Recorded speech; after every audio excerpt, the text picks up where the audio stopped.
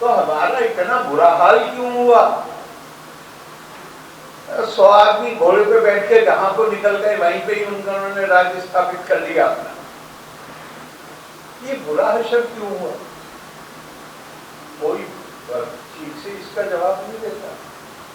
स्वामी विवेकानंद ने इसका जवाब दिया, और उनसे भी अच्छा जवाब उनके शिष्य स्वामी रंगनाथानंद ने दिया। मैं आपसे कहूंगा, अगर अपने देश को जानना है, ठीक से समझना है, हम बहुत लंबे वक्त तक अंधकार में रहेंगे। हमारे अंदर एक अज्ञानता पैदा हो गई है अपने आदर्शों और मूल्यों की। मैं उसे गद्दार मानूंगा जो उनकी चिंता नहीं करता, जिनका कंट्रीब्यूशन है इंस्टीट्यूशंस को बनाने में, इंफ्रास्ट्रक्चर को बनाने में, हालांकि वो खुद स्कूल नहीं गए हैं। अगर हमारे मन में उनके लिए संवेदना पैदा नहीं होती, चिंता नहीं पैदा होती, तो फिर हमें इंसान कहलाने का अधिकार नहीं।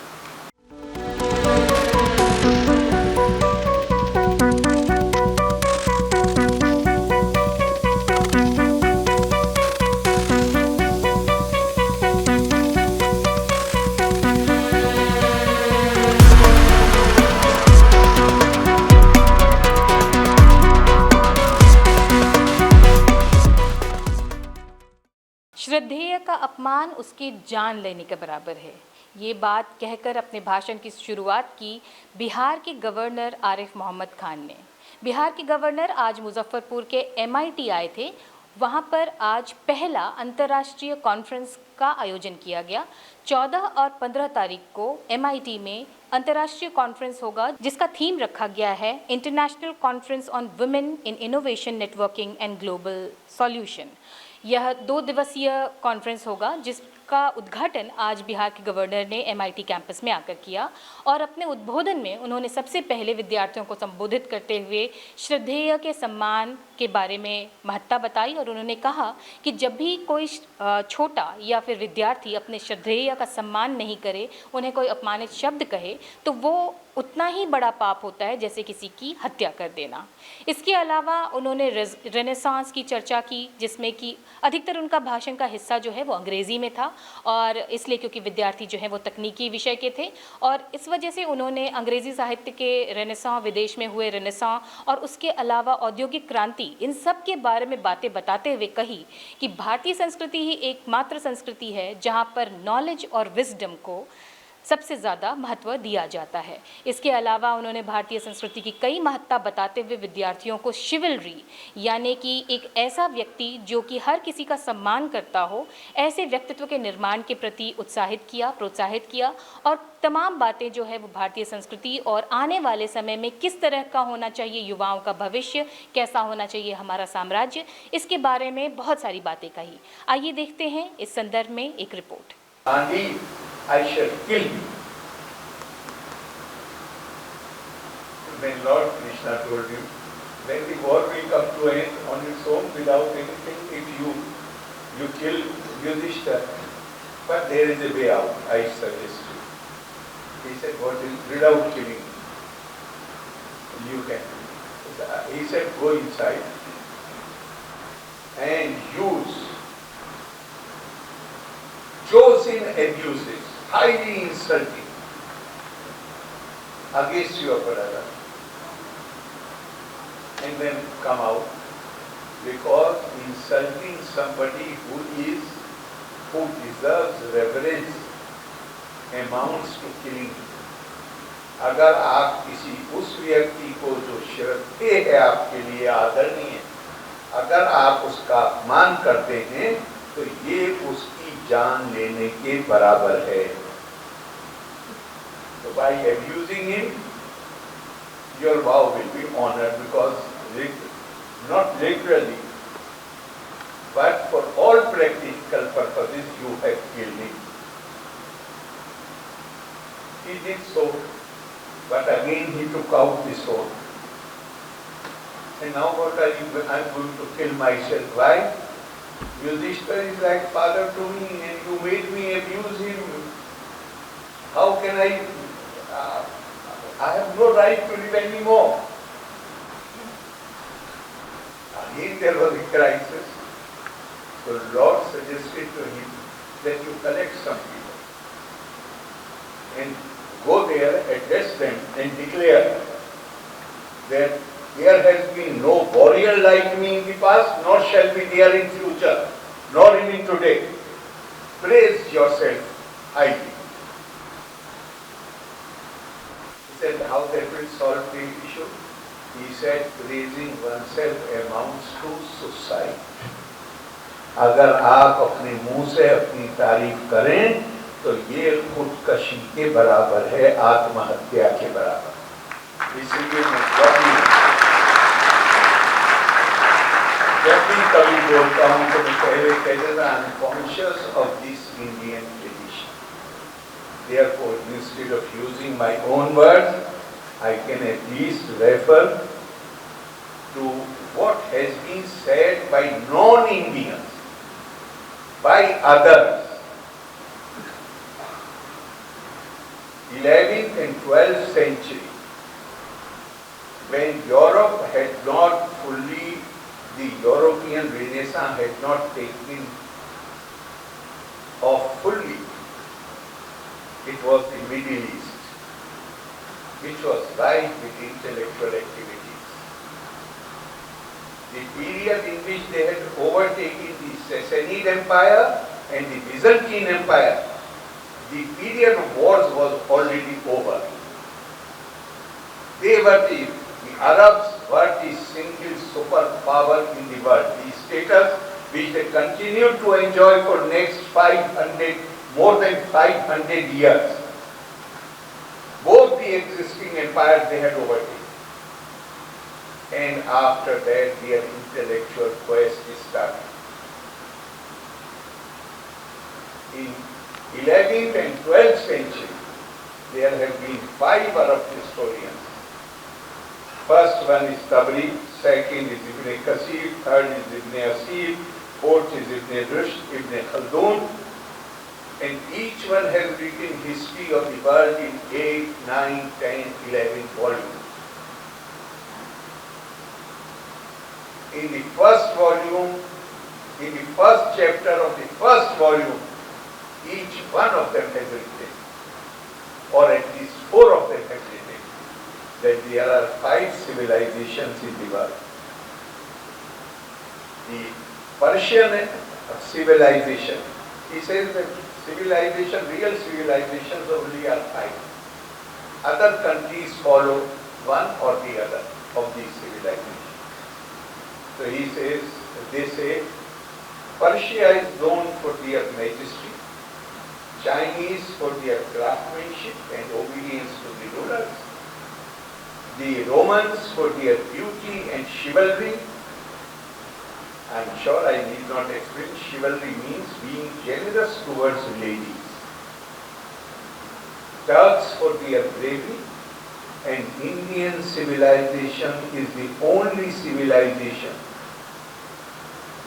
which encourages and promotes knowledge and wisdom. Jnana or prajna. And it was not just these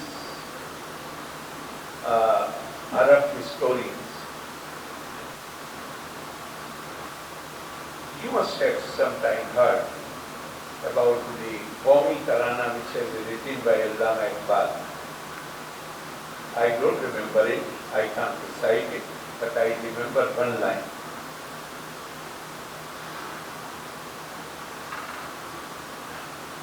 Being introduced to India, one's own country. There are so many things which he has said, but one line is, Meere Arab ko aayi thandi hawa jahan se. As a child when I read this, I thought that Prophet was a spiritual person. India has always been the land of spirituality. But when I read the Arabic text,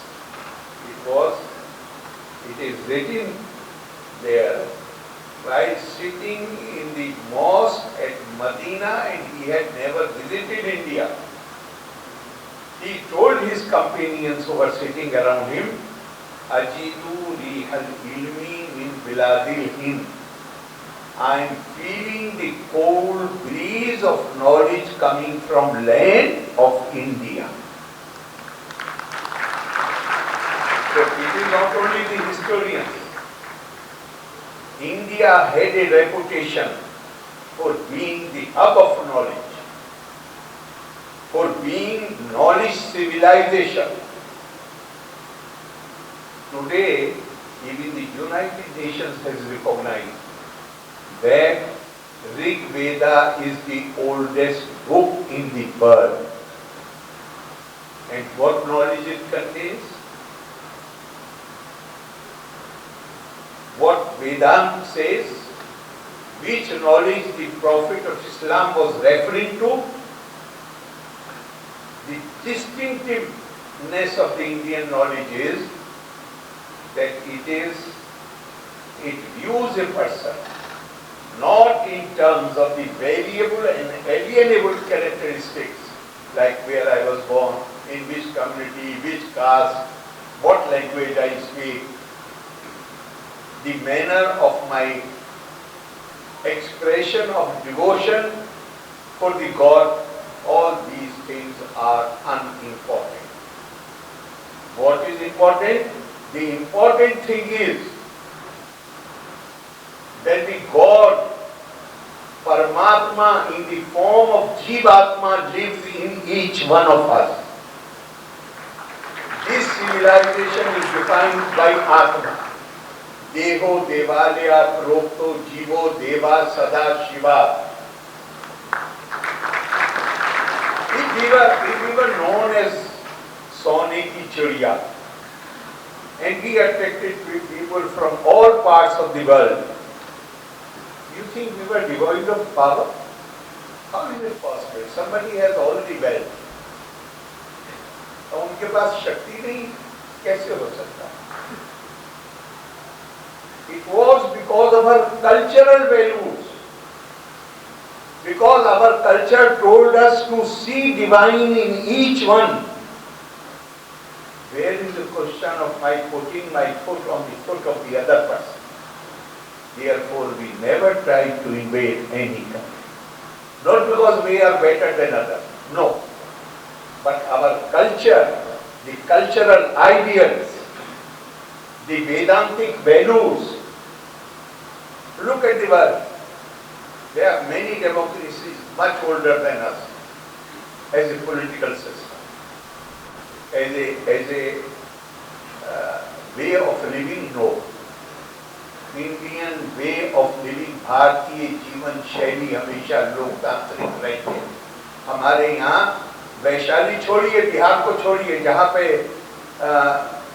2500 साल पहले लोकतांत्रिक संस्थाएं, whole country, the government in Delhi or whatever the capital was, their presence was hardly felt in the villages. The villages were administered by panchayat system even thousands of years ago. But as a political system, we adopted it after our independence. And there are many democracies much older than us. Those democracies did not give voting right to their women. India at the time of independence literacy rate was only 17%. Yet we adopted universal franchise, giving the same voting right to our women and men. Again question, we were better than others? No.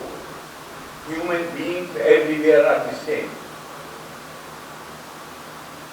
But our sages, our thought leaders, who gave us these values and ideals, they told us, Europe till about 100 years back did not believe that women and people of black color have soul. उनके अंदर आत्मा ही नहीं है, तो we have every right to exploit them. Bharat में केवल नारी और पुरुष में नहीं, जानवरों में भी, पेड़ पौधों में भी आत्मा को देखा और कहा कि हमें उनको भी पीड़ा देने का कोई अधिकार नहीं। ये जो हमारी वैल्यूज हैं, आइडियल्स, ये ज्ञान है, ज्ञान का देश।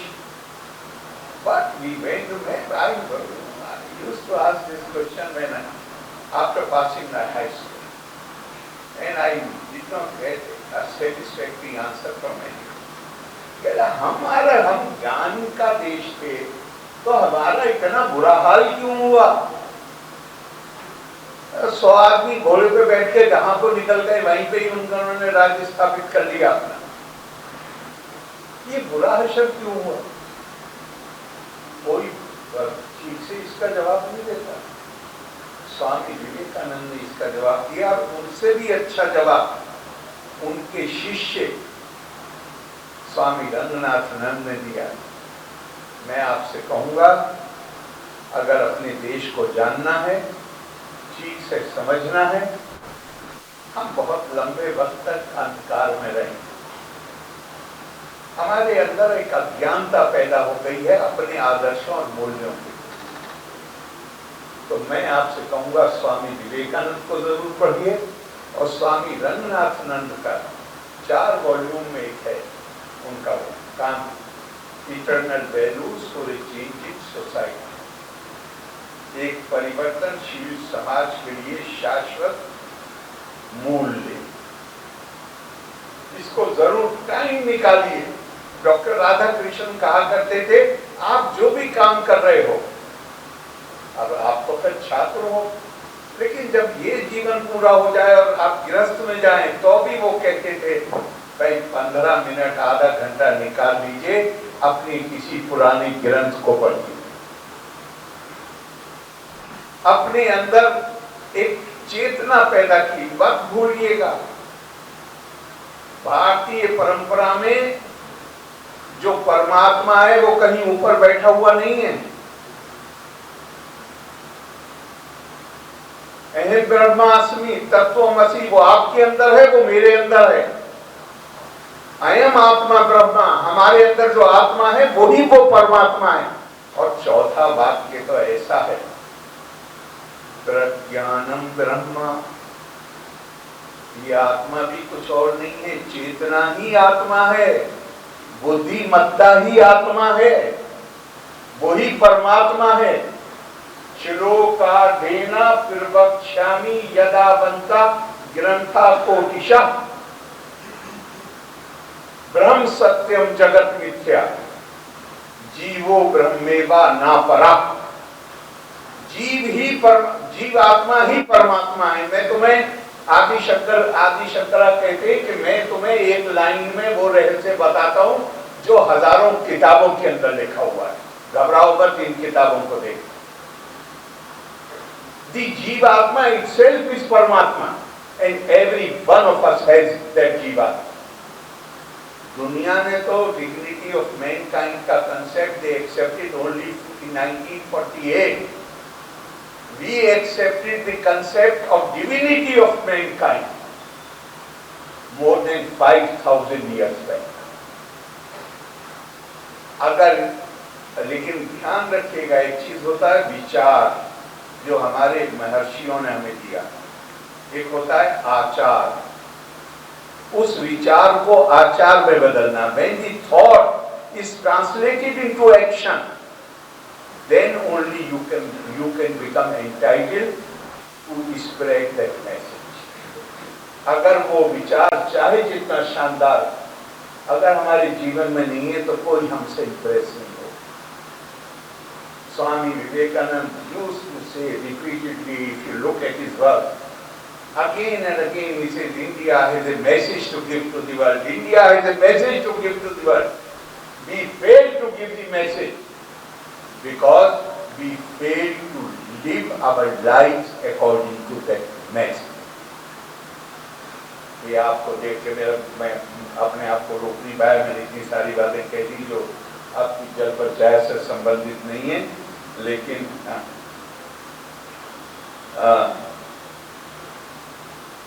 जब आप गौर करेंगे, देखिए, now I am 73 years old, running my 74। अब ऐसे में मुझे कोई मेरा पुराना साथी यूनिवर्सिटी का, स्कूल का, या मेरे पॉलिटिकल कोलीग्स कोई मिलता है, या मैं उसको अस्पताल देखने जाता हूँ, जहां मैं देखता हूं कि उसकी साइट चली, is no longer able to see something, जहां मैं देखता हूं उसको चल नहीं पा रहा, उसकी एक्सीडेंट हुआ या कुछ हुआ जहां उसकी टांग चली, या कोई और इसी तरह का नुकसान, तब मुझे उस दिन मुझे ज्यादा एहसास होता है कि मालिक ने मुझे ऊपर कितनी कृपा की है कि मैं आज भी ठीक से पढ़ सकता हूँ। उसकी कितनी कृपा है मेरे ऊपर कि मैं बगैर छड़ी के चल सकता हूँ।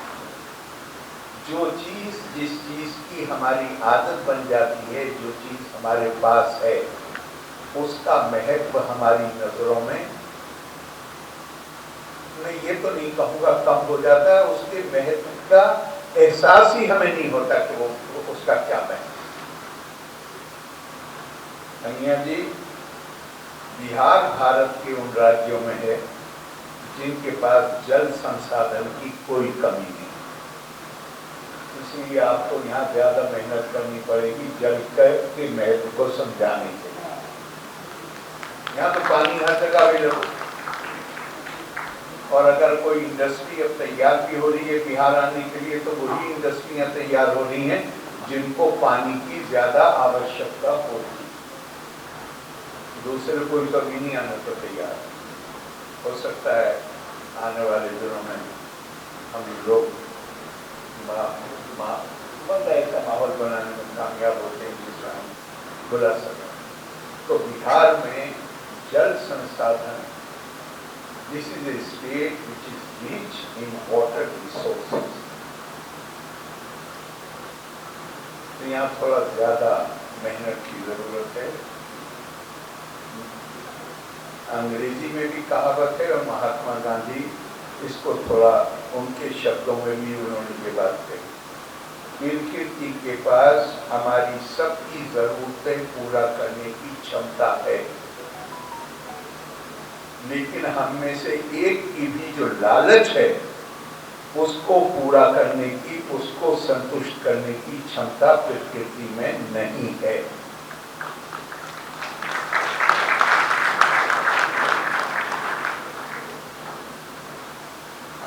मैं एक छोटी सी फिर आपको इस्तेमाल करना चाहता हूँ, एक छोटी सी मिसाल देने की। आप यहाँ पढ़ते हैं,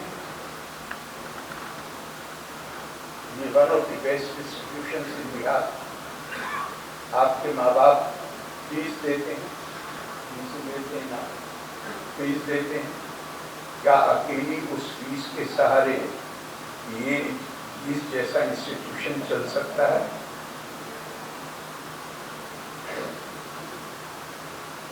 इंस्टीट्यूशन बन सकता है, लेकिन इस इंस्टीट्यूशन को तक आने के लिए जिस सड़क पे आप चल के आते हैं, उसमें उस आदमी का भी योगदान है जो ना कभी खुद स्कूल गया है, ना उसके बच्चे स्कूल गए, लेकिन उसने भी बाजार से कोई छोटी मोटी चीज खरीदी है, इनडायरेक्ट टैक्स दिया है, और उस पैसे से वो सड़क बनी है, वो सुविधाएं हुई हैं, जिनके चलते इस इंस्टीट्यूशन में भी उसका पैसा लगा है, जिनके चलते आप यहाँ पे शिक्षा प्राप्त कर रहे हैं। अब इस व्यक्ति का जो खुद स्कूल नहीं गया, जो अपने बच्चे को भी नहीं भेज पाया, उसका कोई अधिकार आपके ऊपर बनेगा या नहीं बनेगा? मैं आपसे, स्वामी विवेकानंद कहते हैं, so long as millions live in poverty and ignorance, I shall hold every person who having been educated at their expense pays no heed to them. I shall consider a traitor who pays no heed to them. Indeed, strong words. मैं उसे गद्दार मानूंगा जो उनकी चिंता नहीं करता, जिनका कंट्रीब्यूशन है इंस्टीट्यूशंस को बनाने में, इंफ्रास्ट्रक्चर को बनाने में, हालांकि वो खुद स्कूल नहीं गए हैं। अगर हमारे मन में उनके लिए संवेदना पैदा नहीं होती, चिंता नहीं पैदा होती, तो फिर हमें इंसान कहलाने का अधिकार नहीं। ठीक इसी तरह जो मैंने कहा था, एहसास होता है आंखों के महत्व का जब हम अपने किसी मित्र या रिश्तेदार को देखते हैं जिसकी बीनाई चली गई। इसी तरह प्रकृति हमें इतनी चीजें देती है, हमारी परवरिश में, हमारे ज्ञान प्राप्ति के क्षेत्र में, हमारे काम करने में हम महसूस भी नहीं करते क्योंकि वो बगैर बताए हमें देती। लेकिन ज्ञान का मतलब क्या है? आप ज्ञान प्राप्त करें। ज्ञान का मतलब क्या है? तद द्वितीय जन्म। जब आप किसी विद्यालय में पहुंचते हैं, इंस्टीट्यूशन में पहुंचते हैं, एक जन्म आपको माँ बाप ने दिया है और दूसरा जन्म आपको वो विद्यालय देता, इंस्टीट्यूशन देता। वो दूसरा जन्म क्यों है? बच्चा पैदा होता है। मैंने अपनी आंखों से देखा, मेरा ग्रैंडसन उसी दिन पैदा हुआ। दादी, नानी, मेरा बेटा वो रो रहा है और उसको गोद में लेके चुप करने की कोशिश करें, वो सिजेरियन से पैदा हुआ। लेकिन डॉक्टर ने कहा फिक्र मत करिए, माँ को दी। और माँ के सीने पे जैसे ही उसे लिटाया, उसका रोना बंद। वो जब बच्चा पैदा होता है तो सिर्फ और सिर्फ माँ को पहचानता है, माँ के अलावा किसी को नहीं पहचानता। आपने YouTube पे, मैं तो बहुत नहीं लेकिन क्लिप भेज देते हैं लोग, 2-3 साल की उम्र तक भी बच्चा माँ की गोद में है और बाप नजदीक आने की कोशिश करता है तो बाप के मुंह पे हाथ रख के जोर से पीछे की तरफ धकेलता है, मेरी माँ के पास मत है। उसकी संवेदना, उसकी करुणा का भाव वो सीमित होता है माँ तक, वो बाप को भी नहीं पहचानता। द्वितीय जन्म क्यों कहा गया? कि 2-3-4 साल के बाद फिर वो बाप के लिए, परिवार के लिए और जो लोग हैं जिनसे वो, उनके लिए उसके मन में संवेदना पैदा होती है, करुणा का भाव आता है। लेकिन विद्यालय का काम यह है कि वो जिस नैसर्गिक सीमित करुणा के साथ पैदा हुआ है उसका विस्तार कर दे। उसको उसकी समझ में यह आ जाए कि सिर्फ मेरे माँ बाप नहीं, सिर्फ परिवार नहीं, सारी मानव जाति मेरा आत्मा का बंधन है उनके साथ। वो दूसरे की तकलीफ में पीड़ा महसूस करने लगे, इसके लिए कहा गया है तद्वितीय जन्मा। और एक और बड़ा क्या खूबसूरत बात कही है, एक वाक्य भी नहीं है पूरा, तेजस बिना बधीतमस्तु। आप जो ज्ञान प्राप्त करते हैं वो केवल आपके जीवन को ही आलोकित न करे, आपके साथ समाज, दूसरे लोगों के और समाज के और देश के जीवन को आलोकित करे। ये हमारी विद्या का उद्देश्य, ये ज्ञान की प्राप्ति का महत्व। तो हम कितनी चीजें होती हैं जो हम रोजाना उससे फायदा उठाते हैं। तो जब वो द्वितीय जन्म होता है ना, द्वितीय जन्म होता है, सेकंड बर्थ होता है, तो हमें उसके साथ एक आभास आता है।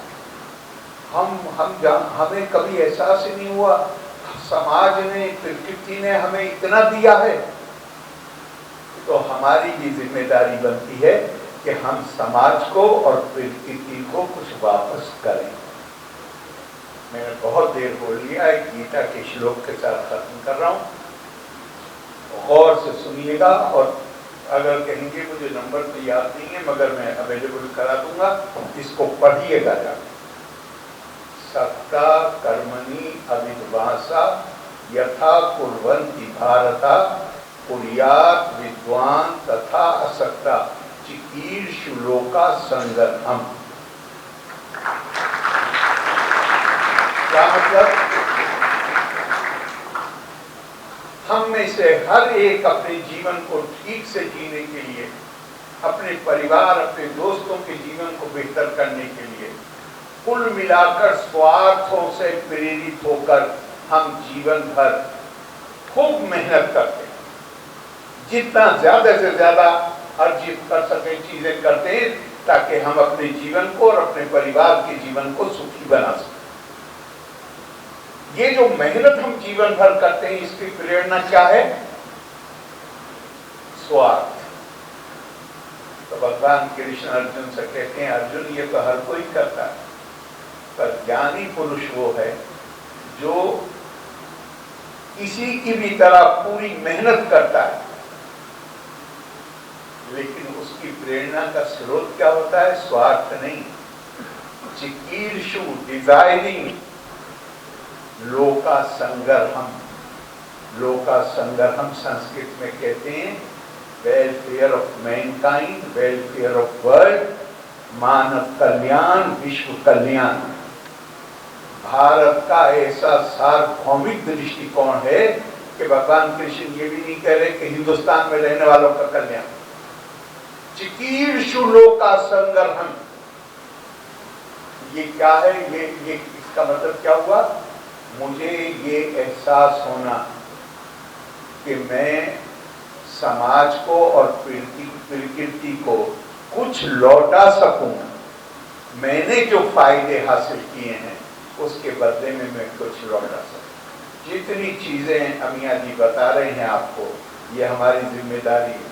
मैं तो प्रिंसिपल साहब से कहूँगा कि आपका कोई एजुकेशनल टूर उन एरियाज में भी रखें जहाँ पानी की कमी है, और वहाँ कई कई किलोमीटर दूर जाके पीने का पानी आमतौर से महिलाएं ले जाती, तब आपको महत्व पता चलेगा कि पानी का क्या महत्व। बिहार में तो हर जगह पानी अवेलेबल। तो हम वो देने वाले बने, हम दूसरों के केयर करने वाले बने, दूसरों की पीड़ा से हमें तकलीफ पहुंचे, हमें जो पृष्ठभूमि हो किसी के लिए, हमारा दुश्मन भी हो तो भी हमें इजाजत नहीं है कि हम उससे नफरत कर सकें।